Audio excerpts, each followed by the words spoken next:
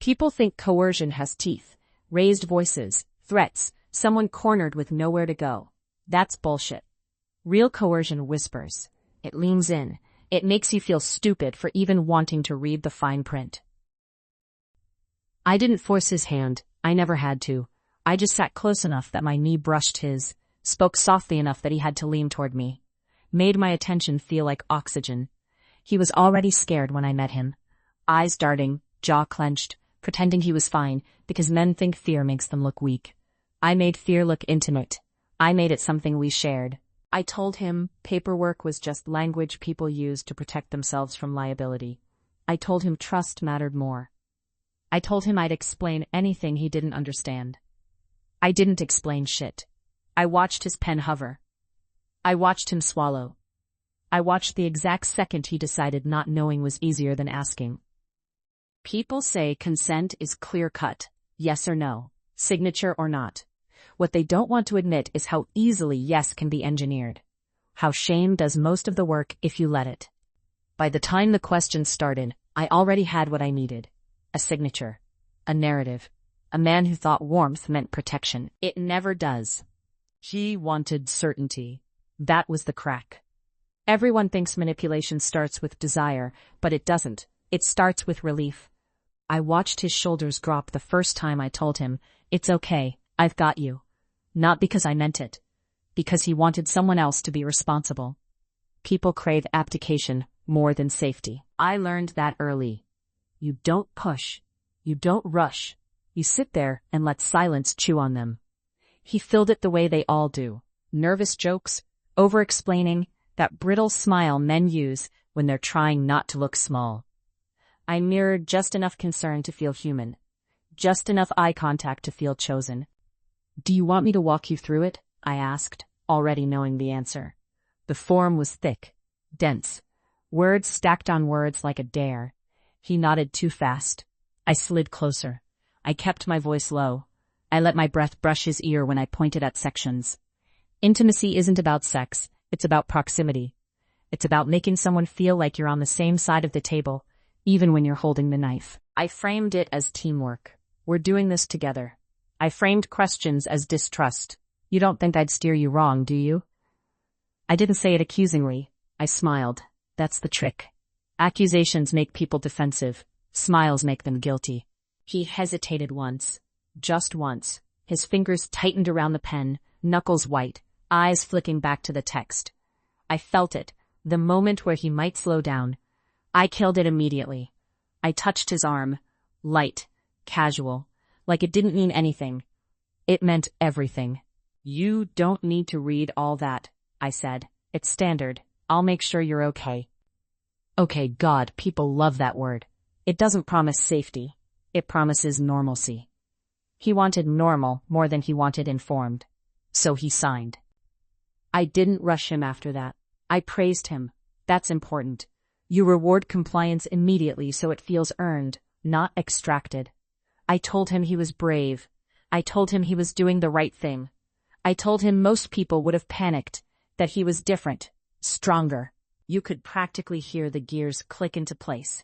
Pride replacing doubt, relief replacing fear. He didn't notice how quickly I collected the paperwork, how efficiently I filed it away, how the moment he signed, I stopped asking what he wanted. Later, when he asked questions, real ones, uncomfortable ones, I kept my tone gentle and my answers vague. I reframed his anxiety as overthinking. I reframed his discomfort as nerves. I reframed his need for clarity as a lack of trust. "You said you trusted me," I reminded him. Soft, almost sad, and, just like that, the burden shifted back onto him. He hated that feeling. Hated thinking he'd failed some invisible test. So he apologized. He always apologized. I didn't feel powerful yet. Not fully. That comes later. But I felt settled, like something had clicked into place exactly where it belonged. People talk about guilt, like it sneaks up on you. It doesn't. You either invite it in, or you shut the fucking door. I shut the door early. He mistook that calm for care. That was his real mistake. Things didn't go wrong right away. That's important. If everything collapses immediately, People ask questions. You need a delay. A window where the narrative can set like concrete. When complications started, I was ready. I always am. I leaned into the role people expect. Concerned partner, steady voice, furrowed brow. I used the same phrases I'd rehearsed, the same language that reads as responsible. We discussed this. He understood the risks. I'm just worried about his stability. That last one is a fucking gem. Stability. It's vague enough to mean anything and scary enough to shut people up. Doctors perk up when they hear it. Administrators too. They stop seeing a man with questions and start seeing a problem that needs managing. He tried to object once. His voice shook.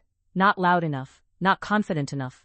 I squeezed his hand in front of them and said, he gets confused when he's stressed. Confused. Another gift word. It doesn't accuse. It explains. It turns resistance into a symptom. I watched their faces shift. Sympathy for me. Concern for him. The balance tilted exactly where I wanted it. After that, it was easy. Every decision framed as necessity. Every escalation framed as caution. I referenced the consent form constantly. Not aggressively. Casually. Like it was just there. Like it was background noise. You signed off on this, I reminded him later, alone. Not unkindly. Not cruel. Just factual. Facts hurt worse when they're true. He cried that night. Quietly. Like he was embarrassed by the sound. I stayed close. I let him cling. I let him believe I was the only thing between him and chaos. Here's the thing people don't like to admit. Being needed feels fucking incredible. Even when you know it's built on a lie. Especially then. I enjoyed how easy it was to redirect him. How quickly doubt folded under a calm tone and a well-timed sigh. I enjoyed watching him second-guess his own memory, his own instincts. That's when you know you've got someone. Not when they obey, but when they start correcting themselves for you. The paperwork did the rest. Clean, precise, clinical language covering messy decisions. People worship documents. They treat signatures like holy water. No one wants to believe a man could be talked into something he didn't understand. That would mean acknowledging how fragile agency really is. So they didn't. They believed me. When he pushed harder, when fear finally sharpened into anger, I adjusted. I pulled back just enough to look patient.